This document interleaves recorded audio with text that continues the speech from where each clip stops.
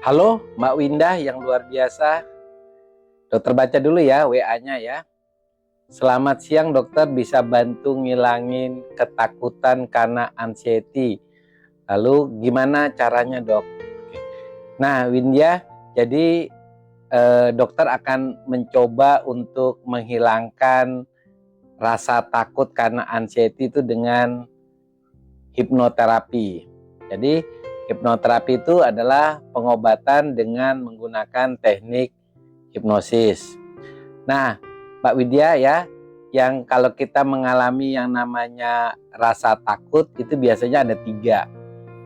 Pertama, kita takut terhadap sesuatu yang sebenarnya tidak perlu ditakuti. Misalnya, Mbak takut dengan kecoa, Mbak takut dengan suara guntur, Mbak takut dengan malam gitu ya. Itu namanya fobia. Kita takut terhadap sesuatu yang sebenarnya secara umum orang tidak takut dengan hal itu. Oke, itu namanya fobia ya Mbak ya. Yang kedua, Mbak takut tetapi biasanya takutnya itu karena ada triggernya. Misalnya Mbak takut tiba-tiba muncul kayak panik gitu ya.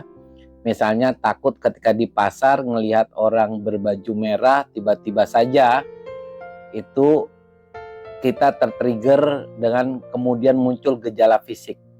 Nah ini disebut serangan panik. Jadi serangan panik ini kita tiba-tiba mengalami suatu serangan ketakutan yang luar biasa hanya gara-gara tertrigger terhadap sesuatu. Jadi umumnya banyak ya. Keduanya ini disebut baik panik maupun fobia ini karena pengalaman yang buruk di masa lalu biasanya. Yang ketiga, kita mengalami ketakutan atau rasa khawatir yang berlebihan terhadap segala sesuatu. Ketika kita bangun pagi, kita udah merasa takut. Ketika kita pergi ke jalan, ketika kita makan, rasa takut kita itu tidak jelas. Jadi takut terhadap segalanya. Jadi rasa takut itu secara umum ada 3.